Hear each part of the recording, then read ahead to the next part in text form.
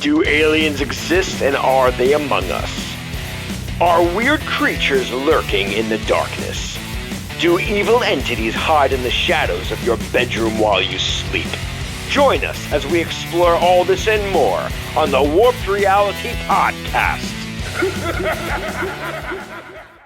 What's going on, everybody? Welcome to the Warped Reality Paranormal Podcast. I'm Ghost Joe. Kreepy Ken. Yeah, that's Kreepy Ken right there. We have An Edgegrave Dave. See, he couldn't wait. Typical singer, man. Typical singer. He couldn't wait. We have a special guest tonight, and it's Edgegrave Dave. Okay, now he gave it away, but it's Edgegrave Dave. All right, and we had to have him on because we're talking about horror movies and we're talking about cursed movies in this episode. So I'm like, who better to have on this show than our horror movie guru, Edgegrave Dave? You know, Looking forward to this one, guys. hell yeah, man, hell yeah. Oh, okay, there you go. Oh, thank you. So Ken, I don't know if you knew this, but Edgegrave's daughter, Morgan Edgegrave, is a huge fan of the podcast. Really? Yeah, well, all right. She was before you came on the show. I don't think she listens to it anymore, but she did before you. Is that my fault? Not at all. No. Like I've always said, you know, the amount of horror that we watch, either I've done a really good job or a really, really bad job. The amount that she knows these days. Hey, No, you're but- talking to a guy who named his kid after Ash from the Evil Dead, so Nice. yeah. Yeah, I never knew man. that. Yeah. Greatest horror movie ever. Love Evil Dead. No, but let's get into this real quick, Dave. So I've had you on a couple times here and there, smattering, whatever, but never with Ken. But let's just get this right here, right now. Obviously, it's a paranormal podcast. We talk about ghosts, aliens, and all that stuff. Me and Dave have known each other since the freaking second grade. He didn't like me until the fifth grade, but we knew each other since the second grade. I'm never gonna let him live that down either. But He's never going to let me live that down. no. But I did like him, even though that my seat was changed. so yeah, we where was I going with this? Oh, no, so I've always been into the whole paranormal thing, right? But Dave, I know you've always been kind of interested in it, but what's your stance on paranormal, like ghosts, aliens, and stuff like that? Do you believe in it? Are you skeptic? Do you want to believe in it? Like, where do you stand there? I guess I'm what I would call myself as like a quasi-skeptic, where a part of me believes, but then it kind of stops with the whole science and the whole logic thing. But, you know, I got to tell you, as a fan of the show myself, some of the content that I hear, I do believe more and more. I mean, you know, some of the things that you have mentioned, I mean, you can't really disprove some of that either. So I find it very interesting. Yeah, and I think that's the whole thing too. Like, you know, I feel like that the reason why me and Ken get along so well is because we're more realists towards it as well.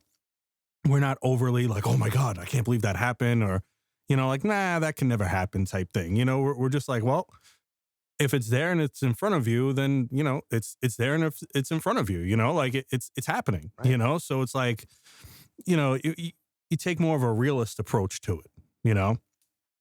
I would agree. Yeah. Well, what are your thoughts, Kreepy Ken?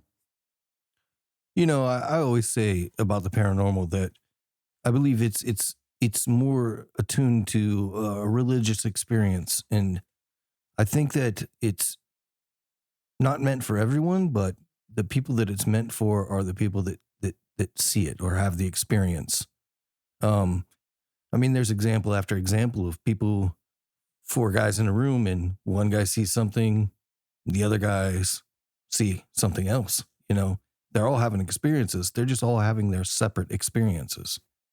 So, you know, that's where I stand with it. I mean, you hear people say all the time, you know, I don't care if you believe me or not. It happened to me. So that's good enough for me. So you take it at face value, in other words. Right. Yeah. Right. Yeah. I mean, that's kind of where I stand with it too. Like that's how I always preface everything I tell people. I'm like, listen, I don't care if you believe in me or not. I know what I saw, and that's it. If you believe it, great. If you don't, just take it as a cool story. Then I don't care. you know. Yep. Well, I could definitely tell you, knowing Joe as long as I have and the things he's experienced, he's always been very prone to certain things. And it seems like every couple of years that there was something that did happen that was somewhat paranormal. Whether we went somewhere, whether, some of the Staten Island, maybe not so much anymore, but had some abandoned and some somewhat paranormal places and things like that. And Joe, I would say that you always either felt something or experienced something, probably more than the average Joe, Ghost Joe. Couldn't help that one. Yeah. No, I mean, yeah, I agree with that. Staten Island is a very historical place. A lot of stuff has happened there all the way from like the Revolutionary War era, so a lot of crazy stuff, as you said, unfortunately, a lot of the places that we explored, a lot of them have been torn down now. The conference house is still there and a few of the places are still there, but a lot of them they ended up tearing down, which kind of sucks.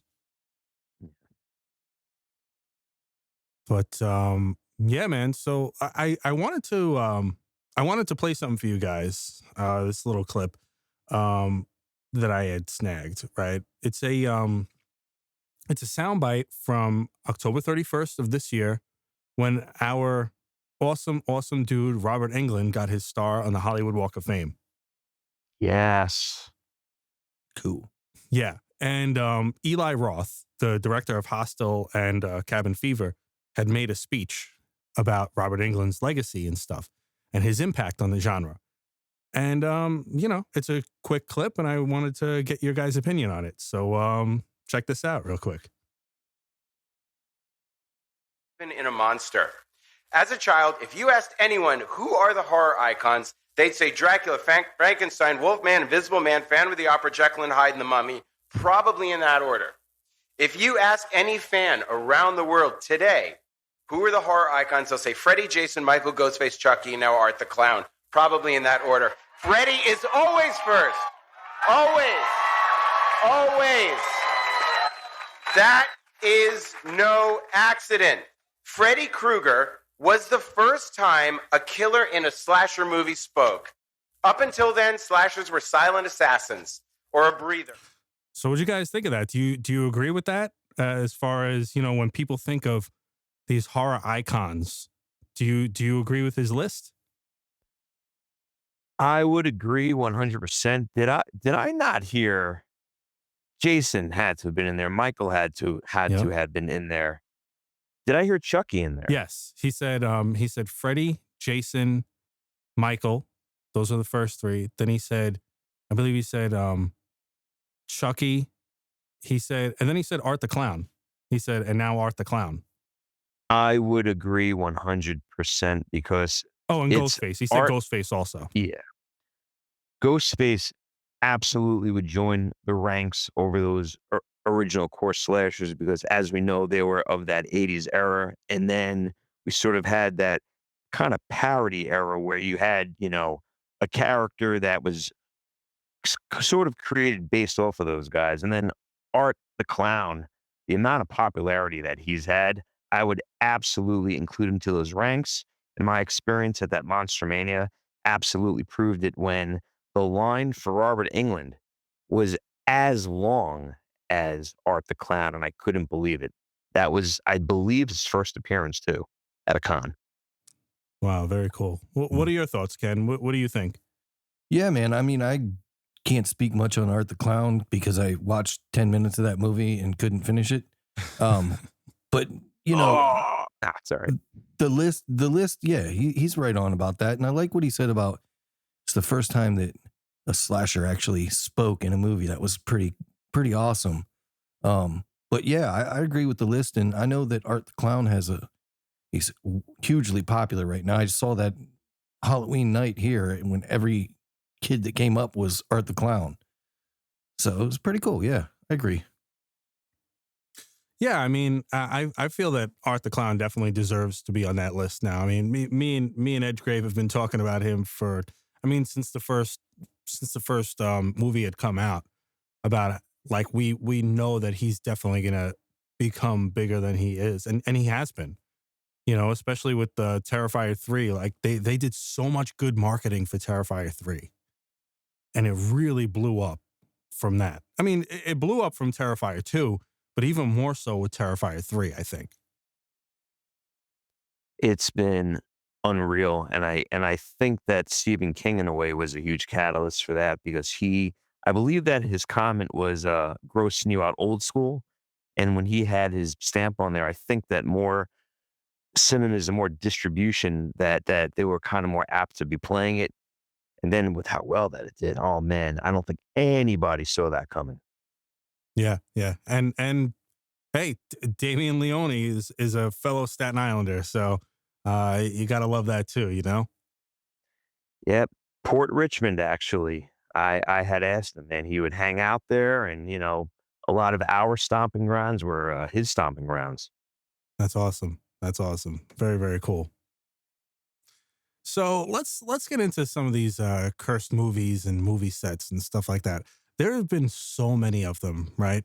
Um, you know, the majority of them, of course, horror movies. But there have been some that weren't horror movies as well. That that there were some tragedies or some things that just weren't working out. As far as the movie production and stuff. But I wanted to start with the Poltergeist trilogy and what happened during the Poltergeist. Yeah, it was a big one. That was Yeah. a big one. Yeah, so the Poltergeist trilogy started, it was from 1982 to 1988. Um, if you don't know, I mean, this is pretty common knowledge now if you know about horror movies and stuff, but that in the original Poltergeist movie, the ending of it when the pool is filling up or whatever, and there's skeletons, that those were actually real human skeletons that the production company had purchased because it was cheaper to get real human cadaver skeletons than it was to get the plastic ones. So they actually used real skeletons for the ending of that movie. I still can't get over that. I remember reading that. That's unbelievable. Yeah. It is crazy. Yeah. I mean, it's one thing to cut costs for Jesus, you know, like that's a little, that's going a little crazy, Um, but not only that though, but on top of that, the multiple cast members had died young, including the star Heather O'Rourke. She had died at age 12, and Dominique Dunn at age 22. And yeah, I mean that was a big thing with the Poltergeist and how it was possibly cursed and stuff like that. Wasn't she murdered? Dominique Dunn. How did she die at 22? There was one that was murdered, right? Heather O'Rourke died from a medical issue, Right. so I would assume it was probably Dominique Dunn. Yeah, Dominique Dunn. She was strangled in her driveway. Wow. I just looked it up. Wow. Wow, that's crazy. That in and of itself is just crazy, but stacked up with everything else that happened, it's almost too strange to be any kind of a coincidence, really. That's always been really, really eerie. Yeah, yeah. I mean, definitely. I mean, and it's funny. I've been trying Yeah. to show my oldest daughter that movie for like a month now, and I don't know, man. Like, listen, I love these movies because I grew up on them, but watching them now, I don't know if you guys realize, like, they're very slow moving now, especially for kids nowadays. Kids nowadays don't want to sit down and watch Right. drawn out movies. Like the Poltergeist movies are kind of drawn out. The Exorcist is drawn out. Amityville drawn out. Great movies. It's so true. I mean, I don't know if it's, anybody can blame social media or, needing gratification right up front. But yeah, there was like a type of patience back then. And the fact that they were PG, and I always say 80s PG is so different than what it is now. That, oh man, I Oh, mean, absolutely. you guys know like the three main films that were the catalyst for PG-13, right? No, which ones? Okay, we had, well, Jaws was sort of the start of it, even though that was before the 80s and 75. People were questioning that. Indiana Jones and the Temple of Doom, Hmm. Gremlins, and Back to the Future, as much as I love it, and I just What? saw that in IMAX, actually. And Joe, I'll tell you later on a crazy fact that I never knew. But anyway, they were always sort of not enough to be rated R, but really were edgy for PG if you think about it, and there was no in-between rating system for that. Yeah, yeah. I've Yeah. been noticing that actually. I'm saying to myself, I'm like, how is this rated this now? Like it is way different. The rating system definitely changed over the years for sure. Yeah, a lot of angry parents, letters, things like that, that eventually the MPAA had to do something. Yeah. So what do you got, Ken? You got one Oh yeah, I mean, I was gonna. to throw in? Yeah. I mean, I think we missed some Go for it, things with man. the poltergeist thing there. Yeah, go ahead, Yeah, man. Julian Beck, who played Kane, died of cancer before the second film was released. Um, and Will Sampson, who played Taylor on one of them, died at 53 years old from a post-operative kidney failure. Which is, there's a lot of stuff around this movie, these movies that are just crazy. Um, there was let's see, Richard Lawson, who played Ryan, was aboard U.S. Air Flight 405, which crashed right after takeoff, and over half of the plane's passengers were killed by the crash. Yeah, it's just something after something after something with this movie that I don't know, man. I feel like when you're making a movie that is so close to what, I obviously know that it's far-fetched, but when you start dabbling in things like possession and poltergeist and things like that, you of course have to do a little bit of research. But I feel like when you start dabbling, you open up doors, that probably aren't good sometimes, and I think it really does have a lot to do with what happened in some of these movies. Yeah, no, I totally agree. I mean, you have to have some kind of respect, when approaching some of these things. Otherwise, you might invite something that you don't want to invite, you know? Case in point, what happened with the poltergeist, and then actually, the exorcism of Emily Rose even had something that happened where and that was just, oh man, I was gonna say it didn't come out that long ago, but it actually came out 20 years ago now. 2005. I mean, how that was such a good movie though. Isn't that something? Um Wow. the stars Jennifer Carpenter and Laura Linney actually had reported radios and TVs turning on by themselves at night with the production of that. But like you said, Ken, I mean, a lot of these possession movies, that's what, and it's funny because it happens with anything. When I when I was doing stuff with talking to a demonologist, things were happening here. When me and you were talking to Sin Schrader Hill, about EVPs, we had gotten a million EVPs that episode. you know? Never gotten another one. We've never gotten another one. That was it. Just when we were talking That was about it. unbelievable, that one. Unbelievable. Yeah, man. And you don't even know like the real backstory of it is just insane. you know? I mean, Yeah. it's just unbelievable. Unbelievable. Like as if people on the other side or other entities on the other side are saying like, hey, we know you're talking about us. Here we are. Yeah. It's almost like it brings out some sort of a mystic energy or something like that. I mean, certain things just can't be ignored. That's why I say quasi-skeptic, because once these things stack up, you know, you can't really question it so much after that. Yeah, for sure. Yeah. So I mean, there's also I've actually never seen this movie. Have you ever seen The Possession from 2012? Yeah. Yeah. I've never It was, actually seen that movie, and I love possession movies, but I must have missed I that have one. not. yeah. Just keep missing it. It wasn't great. It wasn't that great. No. Wow. They were saying that lights exploded, cold winds swept through sealed rooms. I'm on my third cut water, so you got to give me a break here. And a mysterious fire destroyed all the film's props, including the replica of the cursed Dybbuk Wow. box. Oh, that had Jeffrey Dean Morgan in it. Wow. Negan from The Walking Dead. Yeah. It was loosely based on a true Wow. story, I Wow, believe. yeah. So, I mean, yeah, again, it's a lot of it has to do with Right. the subject matter, and it's unreal. Wow. Produced by Sam Raimi, too. Did you hear about the stuff that happened around the movie The Nun? No, go for it. Oh, really cool story. So, what is his name? I don't know what his name is. Corin Hardy, is that his name? I feel like it should be Corinne Hardy, but it's a dude, so that would be weird. So I'm just gonna go with Corin Hardy. Is that right? Do you know him? I don't know him, but since there's no E at the end, it's probably Corin. Yeah.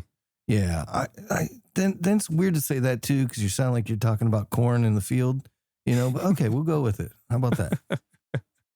So, yeah, Mexican street Corin Hardy claimed that he had his first supernatural experience while shooting the movie The Nun. So the crew was shooting in a scene in a 200-foot long hallway. It was a real dark corridor, had crosses and actual crucifixes hanging all over the place. And they filmed it in an actual underground Romanian fortress. Well, as they were shooting, he ducked into a pitch black cell to watch from the monitors. And when he walked in the room, he saw two guys sitting there, watched the scene unfold, and then turned around when the scene was over to get their reaction. And there was nobody there, which is pretty creepy. And he said the only way in and out of there was right in front of his face, the door that was right in front of his face. So we would have seen him leave, but they didn't. So just thought that was a creepy little story. Wow. What a Sigma. Wow. What? Wow. There's that word again. Sigma. Yeah, my kids Oh, say my it kids all the say it. freaking time. I hate it. We're gonna sound I just got to say this one here. We're gonna sound like old men, but I mean the the slang that's out now is just so ridiculous. It really is. All It's right. so I ridiculous. got a question then. What do you guys think about the whole 6-7 thing? I don't I even know think what it's that is. retarded. Is that like a new type of Yeah. alcohol, like 6-7 alcohol? Think about it. I don't. All these kids say it nowadays. 6-7, 6. Butters said it in that South Park episode. Did he really? I haven't watched South Park in a while. I got to get back into it. I love South Park. Hey, I haven't either. But for those of you guys out there, let's just say there's a certain phone number that I have ending in 6-7. And every time that I say it at the mall or at a hotel, anywhere where you have to give it, my kids are like, 6-7, What does it mean? 6-7. What is this 6-7? I don't know. I heard it's from like a rap song, or that LeBron James is 6'7", so they say 6'7". I don't, listen, I as don't long as we know. get away from, I don't know, these freaking as long kids, as we can man. get away from, bruh. I hate bruh. I hate it. I hate it so much. Everyone's your bruh.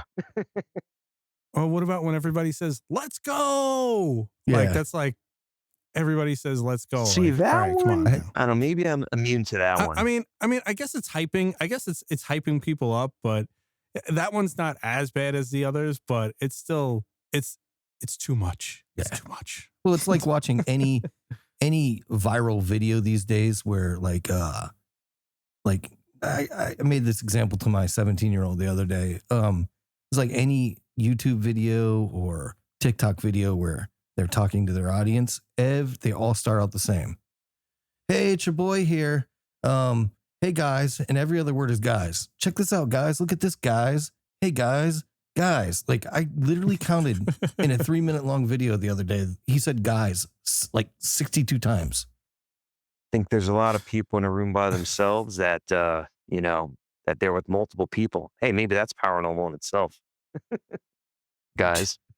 True. Nobody's original anymore, Well, guys. You know, guys? Hey, guys. You know, you know what I gotta say too, though, Ken, is like, with I'm glad that you had kind of steered me away from doing the TikToks with AI voices, man, and just doing my own voice, because like it pisses me off so much to hear these AI voices doing TikToks because they don't pronounce shit the right Yeah. way. It's always like all off and stuff. Like if you're gonna put something out there and like leave like different breaks or like something's misspelled or something doesn't sound right, why wouldn't you fix Yeah. it? You just leave it because it's just easy to just throw up there. You know, And people like just overlook it anymore because they're too lazy to even care anymore. 100%. it's crazy, man. Like, just put some work into it. And honestly, I know we talked about AI in the last episode with Preston Dennett, which was an amazing episode. But you know, AI is like a blessing and a curse. You know what I mean? It's good in certain ways. You know, it helped me put some of these things together today. But at the same time, it's making a lot of people lazy, Yeah, man. and it's You also know? confusing people with those fake trailers, but that's a whole nother story.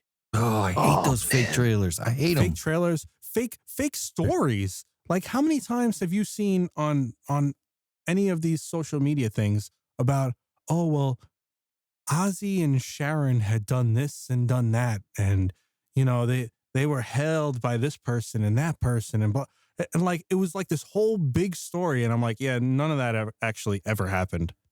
You know, So true. like it's such a And- ridiculous story, so stupid, and there's idiot people underneath it commenting saying like, oh well, that's why they're so amazing, or that's why, like, don't you guys realize that's a fake story? No, because they're too lazy to do their own research. And I'm going to bring that full circle all the way around to what you guys were talking about earlier with the movies being slow burns. See, that's part of the movie. And that slow burn is that buildup, which we appreciate because it gives you a little bit more, you know, I don't know, a little bit more tension in the movie. Okay. These days, kids don't even have to watch the whole movie. They can get bits and pieces of it and piece it all together on YouTube if they want, or TikTok. So again, the laziness of the culture of today is just that. They don't want to have to sit and watch that build up into that scary point in the film or the climax of the film. They don't have to. They can just see all the good parts right now if they want, you know? It kind of sucks, but Yeah, I mean, look, Yeah. we showed my kids the Sixth Sense last week, and I was so excited to show them. And my 12-year-old's like, "Yeah, I already know what happens at the end." Like, Yeah. come on, that's the whole movie. Yeah. If you already know what happened at the end, you might as well just not even watch the movie. John dies at the end. Wow. Yeah, That's unbelievable. you know, like if you already know the ending, then don't even watch it anymore. Like it's not worth it to even waste your time to watch it if you already know what happens at the end. Yeah. Even in these slashers, have you guys seen the trailer to Scream 7 yet? No. Came out? I've seen one of them. I think there's a few of them. But I've Right, how seen they one of just them. gave so much away, and I feel like that instant gratification is what people look for. And then, of course, they're gonna go online, like what Ken said, go on YouTube, what's it about, who lives, who dies, where it wasn't even a concern for us to do any research about it, and we didn't even have any means to even have that research, really. I mean, maybe Fangoria magazine, I used to look forward to little snippets about it, but do they just kind of enjoy proving themselves wrong in a way? I just wonder about that. Yeah, It's just I don't know, man. You know, and it's like I'm like afraid to like watch anything now because my daughter's gonna freaking ruin it for me. You know, like I'm excited for Stranger Things coming out, even though they're like 30 years old now, and you know it's and everything. But I'm still excited for the last season because it's the last season of the show, and I want to freaking see if Eddie comes back. You know, and I know my daughter's gonna ruin something somehow. Like, oh yeah, well, you know, I saw that Eddie's not gonna, you know, or whatever, and it's gonna piss me off, and then I'm not gonna want to watch it now. You know, I like the surprise element. I even have coworkers that'll go on IMDb just to see if an actor's name is attached to the project. And if they're not on there, then they're like, well, he's not in the movie. Why do you even go that far? I mean, Right. there just comes like a certain point. I mean, what do you want out of this movie? Do you want to be entertained or do you just want to win a bet and be right? So, uh, going back to the whole cursed movies thing, right? Um, did you guys know that there was even something with The Ring 2? And that was also 2005, just like The Exorcism of Emily Rose, where the production office mysteriously it flooded, which echoes the film's water imagery.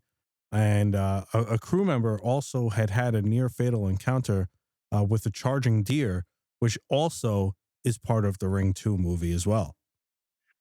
I've got something crazy. Yeah. Wow. Yeah. I myself had a near fatal experience during that movie, actually, in the movie, Joe. Really? You might not even know about this. Yes. No. So at the job that I was working at the time, I had a little accident where I was a stalker and my hand got slammed into the walk-in fridge. One of the customers, maybe I didn't see it because I just love my job so much and I was paying super attention here, guys. My hand gets slammed in milk and eggs, and it was 3 of my fingers on my right hand. Didn't think anything of it because I was going to see The Ring 2, and I was so excited. And I go to see the movie, and I'm with my wife, who was my girlfriend at the time, and all of a sudden, I felt this kind of pulling on my forearm. You know, what is this going on here? It just felt kind of weird, didn't really hurt. Then it started to burn, and this was towards the climax, where most of the really spooky, scary stuff was happening. Turns out there was a red line that was coming from my forearm going up my arm. I had phlebitis, and I didn't even know it. So I ended up going to the ER that night, of all things. And they said, had I not gone there, true story, it could have gone to my heart and it could have been fatal. I could have had a real problem. Hmm. So that was from The Wow. Ring too. Was it your Wow. ring finger by That's any crazy. chance? Was it It actually was my ring finger. Looking weird? back, or one of them. That's really weird. That's crazy. That's crazy. Yeah. Wow. Wow.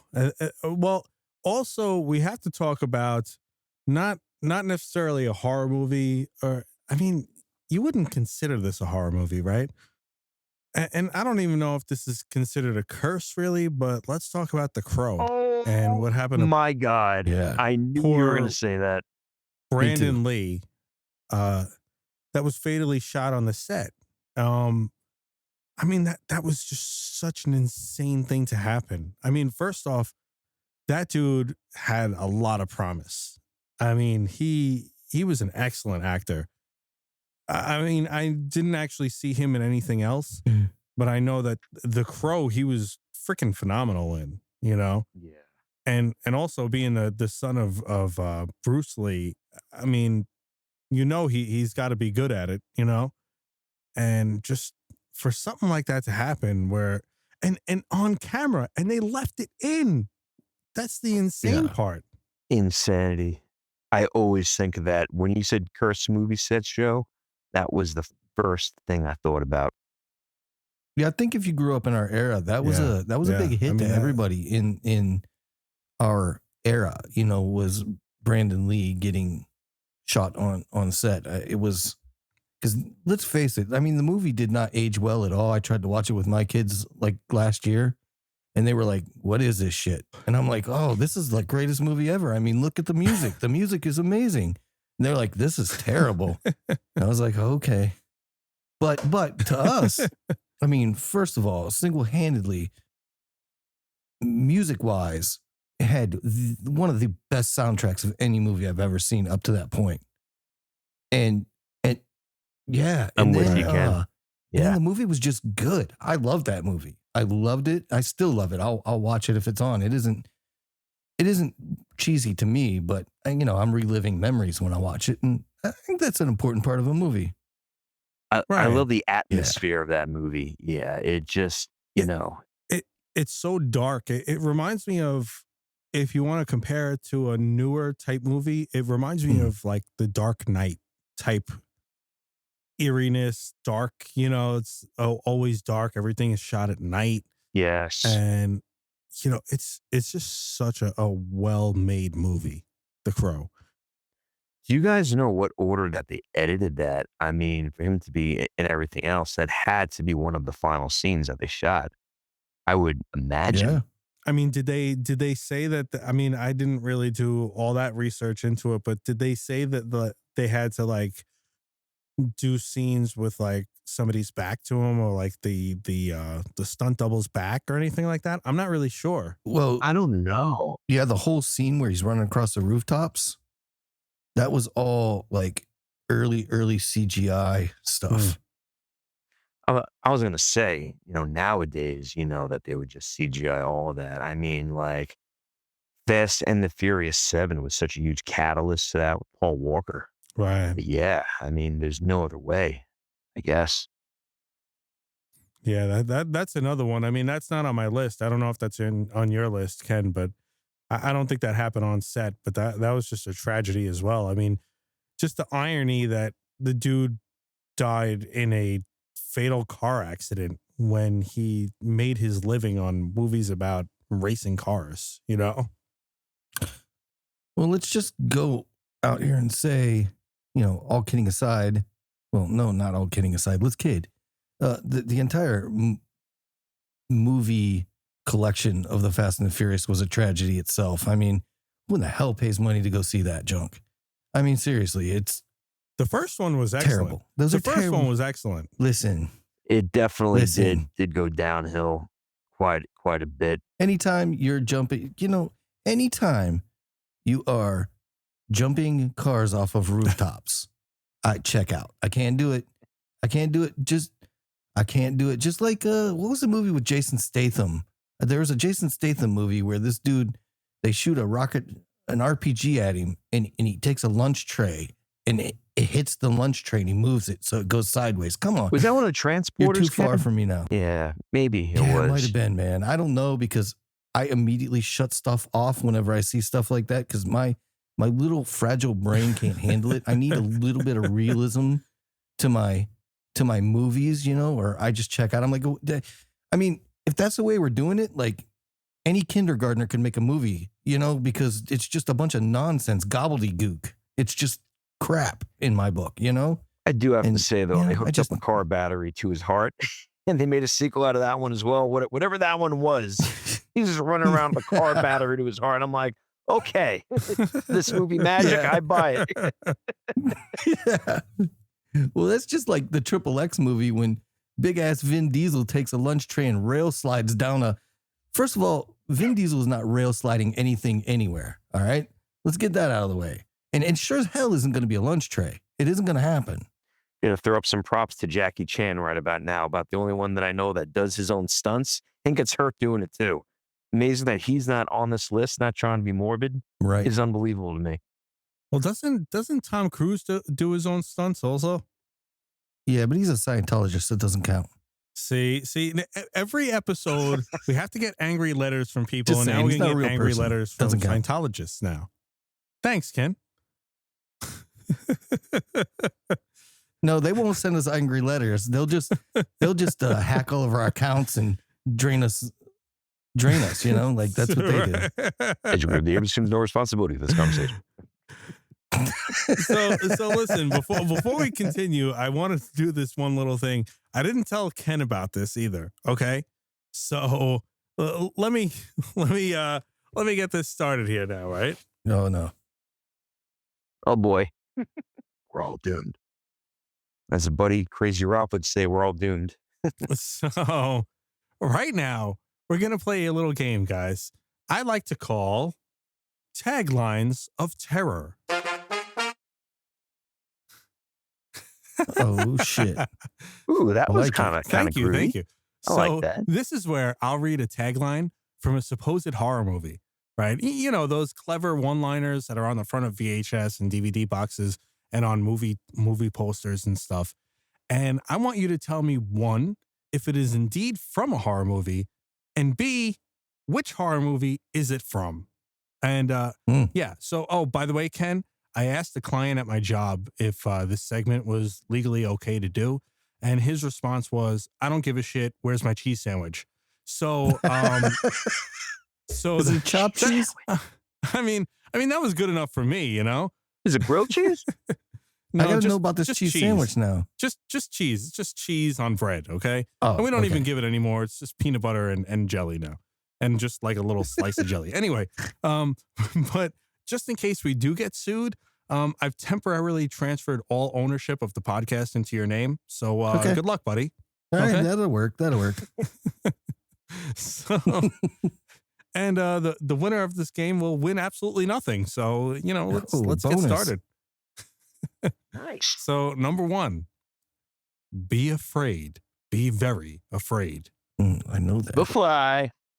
Oh, there we go. There's one for Edgegrave Dave. There you go. Yeah, he's gonna beat me at this. I'm not gonna be that good at this. But go ahead.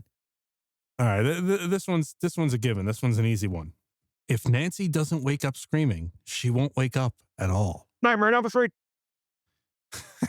Sorry, Ken. See, he's faster than me. No, you're good, man. And You're furious. Okay, Ken, you might get this one, Ken. You might get this one. Okay. Everyone on the team scores when her pom-poms fly. Oh, shit. John dies in the end. Pom-poms. No. Remember, it doesn't have to be a horror movie. I'm saying it could be a horror movie. It might not be. Sounds horrible. Okay, say it again. Everyone on the team, everyone on the team scores when her pom-poms fly. Debbie Does Dallas, too. Oh, Nice, man. all right. See, I told you you'd get that one. The only one I got is the porn one. Good job, That's Ken. awesome. That's why my favorite television show is Pornhub.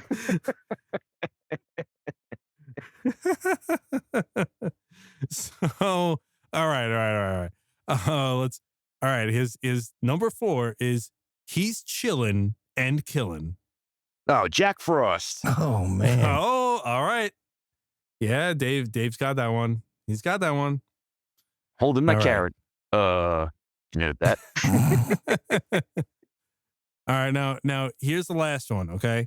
I have a couple more if you want a couple more, but this one is the one that I kept as the last one, okay? This one's a hard one, and it's definitely all right, hold on.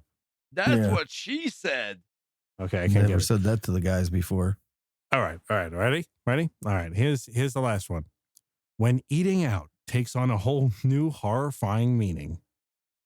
Oh, this is a porn, too. It reminds me of the last time I went to White Castle. How do you know? Sorry.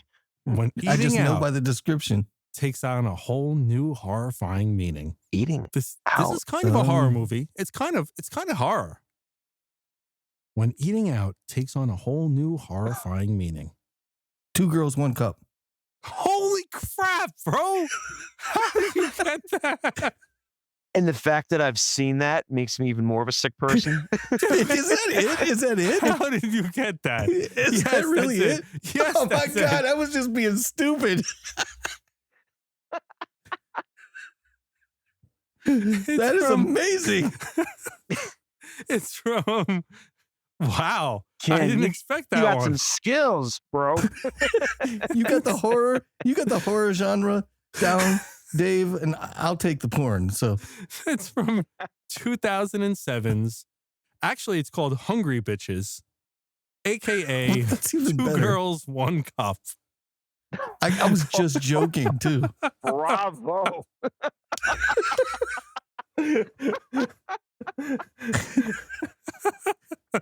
That was honestly, that ended the best I could ever do it. That was great. That was awesome. That takes the cake. Oh, geez, that was awesome. Wow. I honestly, Ken, you surprised me there, buddy. I didn't expect that one. I did not expect that. I surprised me too. I'm flabbergasted. I was just honestly being stupid. I did not expect and- that to and be you the got right answer. You got it. But all right, let me just finish these 2 last things off. Hold on. That's what she said. Anyway,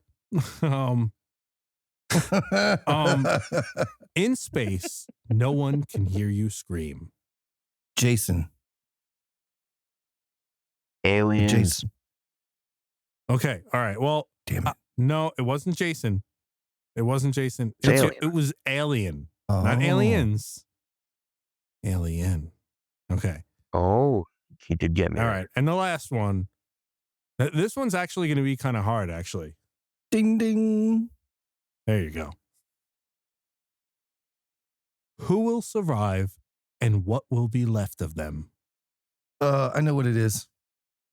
It's Frankenpenis with No. Lorraine no, Bobbitt. No, I'm so mad at myself. this is for kicking actually my a own horror ass. movie. Oh, okay.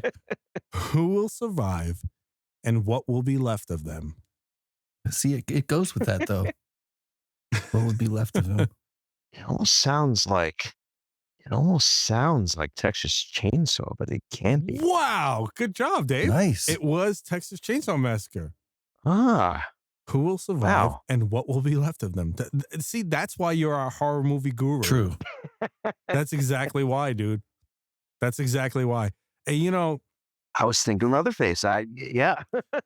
and you know, Ken, I used to do these horror movie reviews, you know, before I had accosted Dave to do them. And I was like, look, I need some help. And who better to know about horror movies than Dave? Yeah, for sure. You know, like, I mean, me and him have been watching horror movies since Video Giant days, if you remember that. Yes. Video Giant, Dave. Wow. And we used to, and that was the thing. We used to go to the horror section and pick out anything that was pretty crazy looking on the front of the cover and that had a cool tagline. And that's how we used to pick out our horror movie for the week. It's a good way to do it. Some of the stupidest slogans and covers were our entertainment for the evening. That's fun, though. Absolutely. Yeah. Oh, 100%. Yeah, I miss those days. You know, I definitely miss those days, man. You know, those were good days. Those were definitely good days. And, you know, getting to AI just for one moment, you don't even know if it's a real cover anymore. You know, it's crazy. True. Yeah, man. Not to dabble into that, but yeah. Video Giant. I remember the MS-DOS program where you could look up the movie. Oh, I used to wow. really enjoy that. Oh, Such, man. such tech. We're old, dude. I never even heard of Video Giant. Well, yeah, Video Giant was like a local place over near us in Staten Island. Across from Roy Rogers, which later became Wendy's. Rogers. I miss Roy Rogers. Anyway. So Dave is the horror movie guru, and he has his own thing. Maybe we're gonna have to do a porn review because I'm obviously good at that. Chicka Bound Bound. I don't have that sound effect. I'm working on that one. But, no, let's get back to the cursed movie sets, okay? Right on. I'm glad you guys enjoyed that little segment. I'm That was glad fun. you guys. Yeah, that was cool, right? That was cool. You know, it made me learn a little bit more about my co-host Ken. That I They don't call me Creepy Ken for nothing. or not wanted to know, but hey, you know. My name is Creepy Ken. I mean, Me and warm and fuzzy all over. Oh man, I'm glad my kids are off tomorrow because I'm laughing pretty hard right now. So anyway, did you guys know that there was a little thing that happened on Practical Magic? I don't know. I've never seen that movie, but I don't think that was really a horror movie, Sandra right? That Bullock, was like right? a kid's horror movie, wasn't it? Practical Magic, didn't that have what's her face from I think that was Sandra what Bullock. was a bus movie? Yeah. Sandra Bullock, yeah. So they said that Practical Magic in 1998, a witch consultant allegedly cursed the production after a dispute, and crew members actually reported unsettling coincidences. From a rom-com? I think it was a rom-com. So what do you got, Ken? You got any, you know, I have a few also, but let's keep going here, man.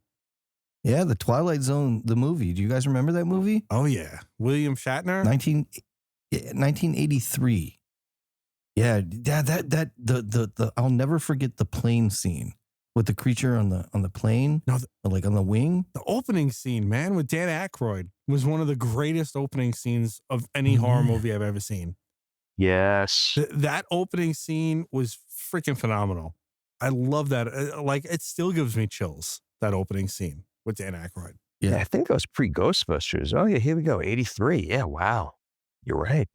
Yeah, so tragedy hit the Twilight Zone movie when John Landis, who was the director, and he and Steven Spielberg were co-directors of that, and they had a falling out due to safety concerns. I guess Spielberg was cutting some corners during production, so they pushed ahead anyway despite windy conditions.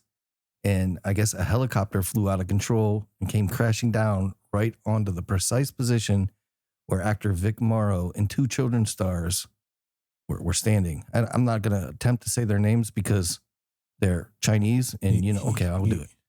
Yeah. You got to do it. Micah Dinley, who was 7, and Renee Shin Yi Chen. Oh, I did that good. She was 6. That was all right. They were killed. Good job. Yeah, they were. I like the inflection. Yeah, they were killed by whirling blades and falling debris. Wow. So the incident, which saw Landis acquitted of manslaughter charges, led to greater regulations in on-set safety. Wow. That's crazy, man. Yeah. That's amazing. What a good movie Wow. too. That Twilight Zone movie was, and what's crazy too was that it was probably like a movie that they didn't expect to do well. That's why they added all these stars into it. Like, well, if we just add in these stars, maybe it'll do okay.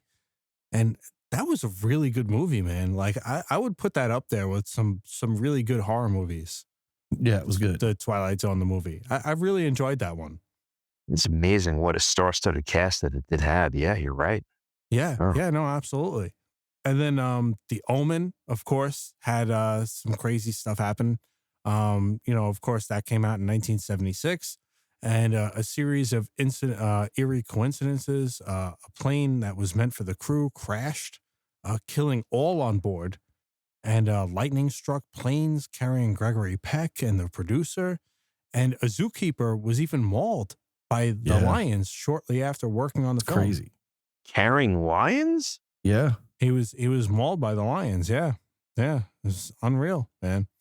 But let's get into the most sinister and obviously if you say what is the number one scariest movie of all time, everybody says Exorcist. The Exorcist. The Exorcist. So The Exorcist, 1973, of course, a fire destroyed the entire McNeil house set except for Reagan's bedroom, which is where all the possession scenes were filmed.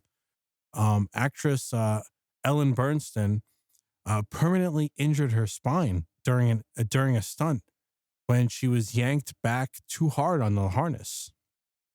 And also, the film's premiere in Rome, there was a lightning strike that happened across the street on the church's dome.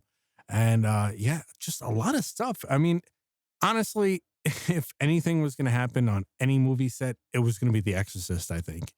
Like that was by far the evilest, if evilest is actually a word. It is now. Yeah. Hey, the evilest movie and I'm still going to say it. I know the first 30, 45 minutes are excruciating. Very, very hard. I'm going to do a Porky Pig. Very, very hard to watch. That is definitely the scariest movie of all time, and the most disturbing movie of all time. I would agree with you there. For sure. And they added even more scenes in the version that you've never seen, which of course we've all seen, which now is not the version that you've never seen. That's right. Now is the version everybody's seen.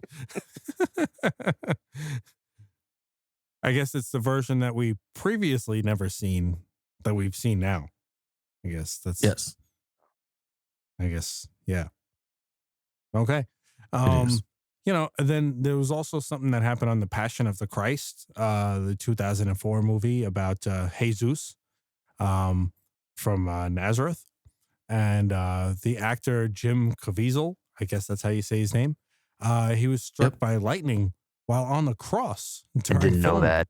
Which, Wow. I mean, listen, if that happens to you, why would you continue doing the movie? Let's Yeah, face it, send man. 1.1 trillion Like, gigawatts of death. That side just couldn't help myself there. you know, like I'm pretending to be Jesus on a cross and I get struck by lightning. Why are you going to continue with that? Yeah, it should be a sign. I think it was I a would think sign. so. Yeah. Yeah. Yeah. I mean, come on now. I mean, he also suffered pneumonia, a dislocated shoulder, and an accident. All right. So this to me isn't really a curse. This is just somebody that probably got fired, but an accidental whipping that left scars. Yeah. Wow. That would suck. Heavy prop. I mean, that's insane, man. I mean, just the fact that you was struck by lightning on a cross, like that would do it for me. I'd be like, you know what? I don't care how much money you pay me, Mel Gibson. And the I'm outta chances of here. you being struck by lightning not on a cross is pretty freaking slim. Right. Yeah, have you ever heard the movie? I think I'm saying it right. Attic. Oh yeah, I had this on my list, buddy. Yep. Yeah. This Yes. one is a crazy one, man. It is crazy. Haddock. So- What is that, guys? Yeah, Wow, it- I gotta look that up. It's a movie that's supposedly so cursed that it will never ever be made. It was a comedy based on a 1963 satirical novel called The Incomparable Attic. It's by a Canadian author named Mordecai Richler. The story's about an Inuit poet who travels to Toronto and has a series of fish out of water experiences in the big city. So it sounds pretty, like a pretty basic movie. And it might be if the movie didn't seem to kill every actor that was ever associated with the lead role, which my is God. kind of crazy. Yeah, yo, and Dave, you got to hear this list because this is all the actors that we grew up with. I'm all Yep. ears. I mean, this is absolutely insane. Go ahead, Ken. Keep it Okay. going. So the first man up for the role was comedy legend John Belushi. After his untimely death from a drug overdose, the producers approached comedian Sam Kinison, who then died in a drunk driving accident. So they decided to offer the part to John Candy, who would later, of course, die from a heart attack, just a few months after getting the script. But he also passed the script off before he died to Chris Farley. And then, Chris Farley had a drug overdose. Man. Chris Farley allegedly gave the copy of the script to a friend he thought might also be interested in it, named Phil Hartman, who was shot to death by his wife, just like a couple of hours after he got the script. So yeah, pretty crazy. That's insane, man. If that's not a sign, I mean, don't know what is. that can't be a Wow. coincidence. No, that's a lot of people. All those amazing comedians, like the only one that's missing from there is Robin Williams, and he had died, a few years after that. Yeah. Like, I mean, it's just amazing that list of people that passed away that was associated with this movie. I would honestly, I would love to know what the movie's about, but I don't want to die, this early. Yeah. So I don't kind of want to know, but it's insane. It's uncanny, man. It's crazy. I may have to skip that one. Right? That can't be a coincidence. I mean, all those amazing. Now, all right, if you go down that line, though, a lot of them did have quite a bit of drug problems, I would Yep. say, but some of them didn't. Phil Hartman wasn't really into that. Like, I don't know. Like, I don't know if you hear my dog barking. I did. Oh, you do hear him? I Yeah. do. It's okay. Hey, Sorry buddy. about that, guys. Hey, buddy. No, but that's insane. I mean, that whole attic thing, like, what exactly is the movie about, Ken? Like, do we So- know exactly what it's about? Yeah, it's based on a novel that was written, back in 63. So it is about an Inuit poet who travels to Toronto and has a series of fish out of water experiences in the big city. He's a native of Alaska who travels to New York. In the movie, it was going to be, they changed it to Americanize it a little bit. Yeah, I mean, there was nothing paranormal or sinister about the role. It was a comedy. Sounds like they should have named it The Addict. Right? Yeah. Oh, wow. Wow. Yes. Couldn't help myself. Yes. Okay. I had to do that. Sorry. There you go. That was There awesome. you go. Yeah. Thank you. Wow. Yeah. But no, that's insane. That's insane. And then let's talk about the one I've actually had mentioned this movie a while back. And but let's talk a little bit more about Antrim. Antrim is considered the deadliest film ever made in 2018. But now, mind you, it wasn't actually made in 2018. It was actually made prior to that. It's marketed as a rediscovered 1970s horror film that kills its viewers, basically. Antrim is actually a modern Canadian production wrapped in a mockumentary frame. And the filmmakers leaned into the cursed gimmick by warning audiences that watching it can be dangerous. In 1983, the film was submitted to festivals. After each rejection, the directors supposedly died mysteriously. In 1988, a Budapest screening ended in disaster when the theater burned down. Wow. And then in 1993, a California screening turned violent after a concession worker laced popcorn with LSD. Burned down. Wow. A riot. I'm sorry. A riot broke out. There's and really a nothing pregnant funny woman about died, that. which kind of Jesus. kills the whole mood that we were just in, because that kind of sucks. What the film actually does, right? So the movie itself is a lo-fi occult story about two siblings digging a hole to hell to save their dog's soul.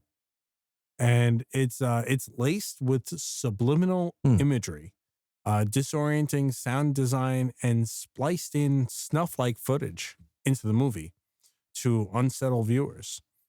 I'll be tuning into that. So, which is kind of weird, right? Because Interesting. I mean, we're definitely going to have to do a show about this. I know it's funny, Ken, because every show that we do, we're like, oh, we definitely have to do a whole nother show about this.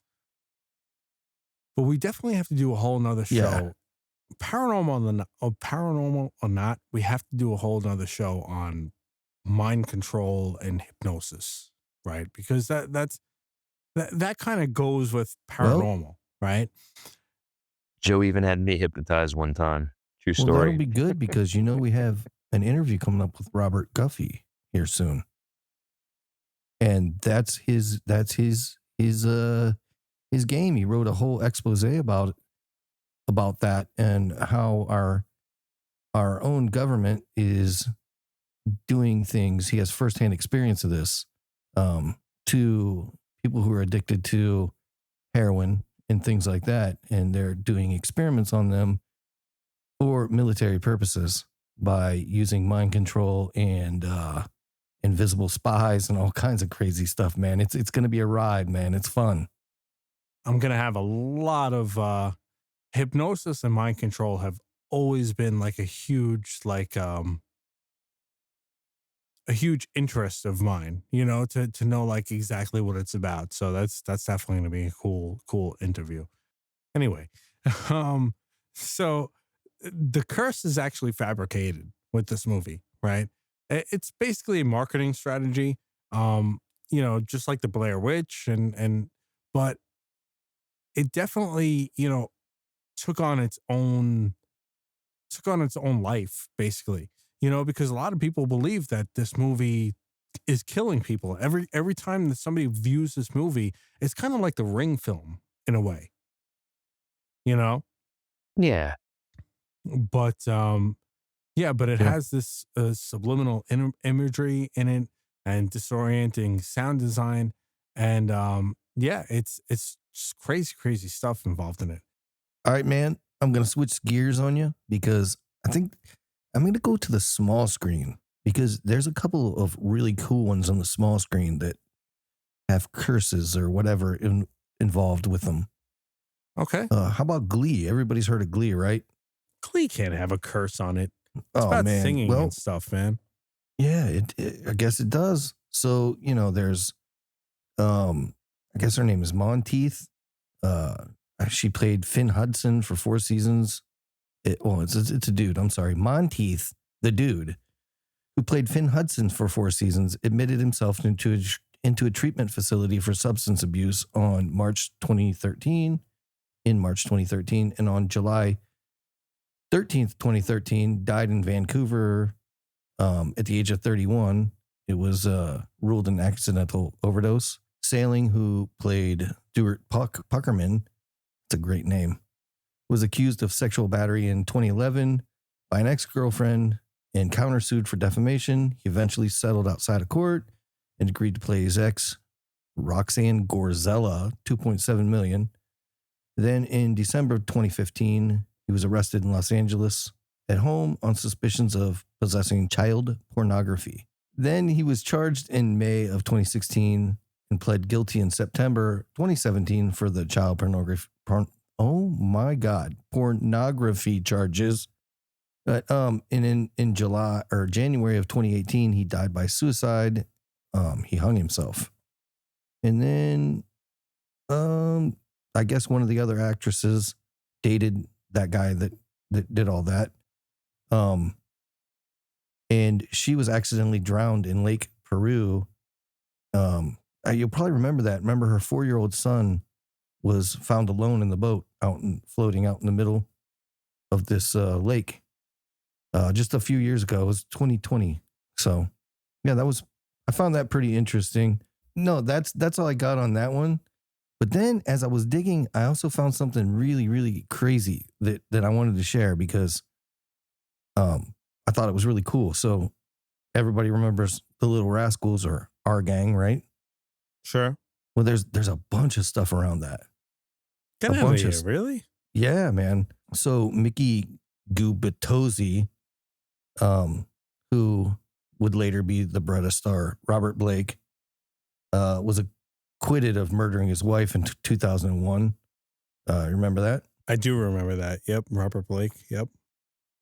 Yep. So he was in the Little Rascals. I didn't know that. Yeah, I never knew that either. Yep. So Switzer was 12 when his time on Little Rascals ended. He bounced around Hollywood for years afterwards, appeared in small roles in movies and televisions. He married and divorced, and in 1958, he was shot in the arm while getting into his car outside of a bar. The gunman was never caught, and later that year, he was arrested in Sequoia National Forest for illegally cutting down 15 pine trees and sentenced to 1 year's probation. I mean, why was he cutting down 15 pine trees? Guess that's why they named it the Lone Pine Mall. Couldn't help myself there. What kind of way is that to get arrested? Like I wouldn't even tell anybody if I got arrested for that. I'd be like, no, Yeah. I beat some dudes up. You know, like somebody was looking at my girl and I beat like Alfalfa. 5 guys up in a standoff. Like I'm not going to tell them I got collared because Alfalfa's off the chains, man. because I cut down pine trees. The hell is that? Yeah. So in 1959, Switzer, who was Alfalfa, by the way, he trained dogs as well. He was hired by a friend, Bud Stilts, to train his treeing walker coonhound, who I guess the dog eventually went missing. It caused all kinds of friction between Switzer and Stilts over money. Switzer drove to Stilts' house and confronted him, and he was shot in the groin by Stilts and died on the way to the hospital. He was only 31 years old. Ooh, what a way to go. Yeah, Wow. man. So, dude got shot in the crotch. That is Yep. not a good way to go. Nope. The dude that played Chubby moved back to Baltimore after leaving the Little Rascals. He continued to gain weight and eventually reached 300 pounds despite a normal diet and regular exercise. It was discovered that he had a glandular condition, and he underwent treatment at Johns Hopkins Hospital, and he dropped down to less than 140 pounds. But the rapid weight loss put stress on his body, and he died from a heart ailment in 1936 at the age of 21. Wow. Stymie left the Little Rascals at age 10. He retired from acting when he entered high school. He descended into drug use, became addicted to heroin, lived on the streets for a while, and was in and out of jail. He entered a drug rehab program in Los Angeles in the early 1960s, and he finally kicked his drug habit. Then he appeared in small roles on TV shows, including Sanford and Son, Maude, and The Jeffersons. He suffered a stroke and fell down a flight of stairs just before his 56th birthday and died of pneumonia in January of 1981. Wow. Wow. Wow. Yeah, Robert Hutchins, who played Weezer, was in the Army Air Corps in 1945 when he died trying to land his plane during a training exercise. He was only 19. Froggy was rear-ended and killed by a truck while delivering newspapers on his motor scooter. He was 16. Scott Beckett, who was Scotty, became an alcoholic and got into drug abuse. He had 2 failed marriages, a history of violence, and many run-ins with the law. In 1968, he checked into a Hollywood nursing home after getting beaten up and died 2 days later at the age of 38. That's insane, man. Yeah, that. Honestly, that's probably awful. the worst curse that we've talked about the entire episode. That's insane, all those people. Yeah, I mean, That's it's basically crazy. the whole entire crew, right? I think It's anything crazy. to top that, really.